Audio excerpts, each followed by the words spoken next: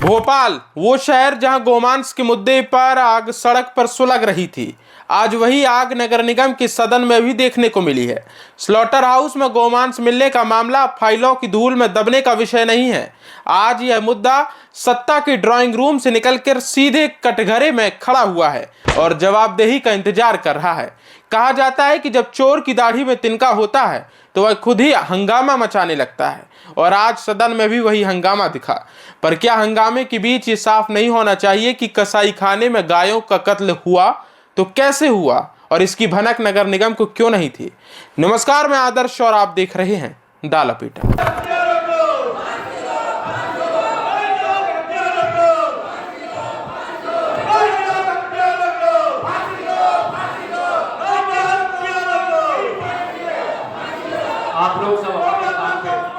नगर निगम परिषद की बैठक शुरू होते ही कांग्रेस पार्षद पोस्टर लेकर भीतर घुसे।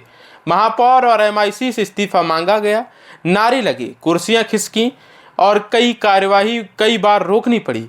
भोजन अवकाश के बाद जब बैठक दोबारा शुरू हुई तो माहौल और ज्यादा गर्म हो गया।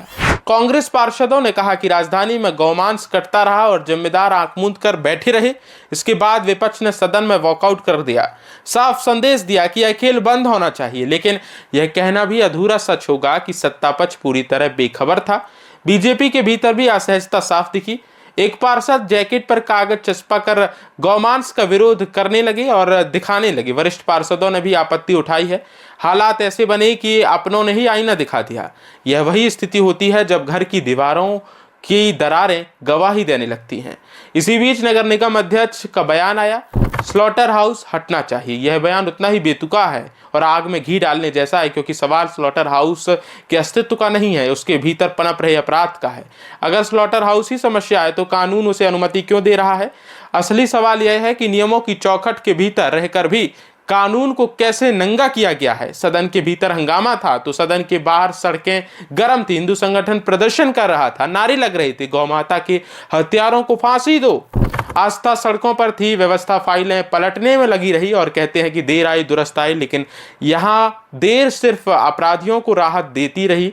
सरकार की ओर से कोई ठोस कार्रवाई के संकेत भी नहीं आ सके। मंत्री कैलाश विजयवर्गीय का हालांकि बयान आया, नगर निगम के पशु चिकित्सक बेनी प्रसाद गौर को निलंबित करने के निर्देश दिए गए हैं। लेकिन अब सवाल यह है कि क्या 26 टन मांस एक डॉक्टर की जेब में छिपा था?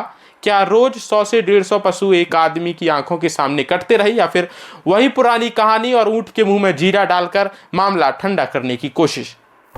सच्चाई सामने है, कुआं एक दिन में जहरीला नहीं होता। यह सिलसिला लंबे समय तक चलता रहा होगा, और जब अपराध लंबे समय तक चलता है तो उनमें सिर्फ कसाई नहीं, खामोश अफसर और मौन सत्ता भी हिस्सेदार होती है। राजा सोए रहे, प्रजा लुटती रही। यह कहावत यूं ही नहीं कही जा रही। आज भी परिस्थिति वही है कि जिम्मेदारों की कुर्सी के नीचे यह खेल चलता रहा। क्या नगर निगम अनजान था या जानबूझकर अनजान बना रहा? और सबसे बड़ा सवाल यह है कि चुप्पी क्यों है? अगर आज भी जिम्मेदारी तय नहीं हुई तो कल कोई मंच से फिर लगातार हिंदू और सनातन की खतरे की बात करेंगे। और हकीकत यह है कि जब खतरा सनातन को नहीं है, खतरा उन चेहरों को है जिनकी कुर्सी आस्था की आड़ में टिकी हुई है। ऐसे तमाम सवाल इस नगर निगम की कार्रवाई के बाद भी बरकरार हैं कि आखिरकार ये खेल चलता रहा और इसका मास्टरमाइंड कौन है।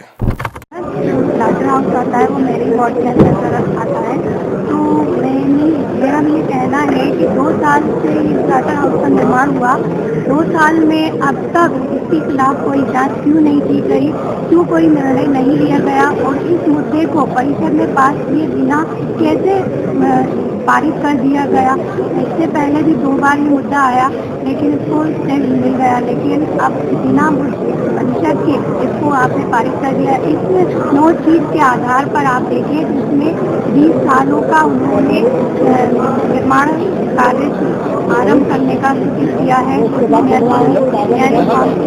जो वो भी है शामिल। और MIC मेंबर के बीच बैठा है। मैं ये कहना चाहती हूँ कि MIC मेंबर हो, चाहे बड़े से बड़ा अधिकारी हो, चाहे मेरा काउंसिल हो, हमारी ये मांग है कि इन सारे लोगों के खिलाफ सख्त से सख्त कार्रवाई की जानी चाहिए, और अगर नहीं होती है तो हम यहीं पर बैठ जाएंगे, धरना देंगे और तब तक नहीं उठेंगे जब तक हमारी मांग पूरी नहीं की जाती। वहीं इस मास्टरमाइंड को लेकर आपका संदेह क्या है, आपकी आशंका क्या है, आपकी शंका क्या है, आपके विचार क्या है, आपकी राय क्या है, और आपको क्या लगता है कि क्या ये खेल जिम्मेदारों की कुर्सी के नीचे बिना अनभिज्ञता के साथ चलता रह सकता था? क्या जिम्मेदारों को इसकी भनक नहीं थी?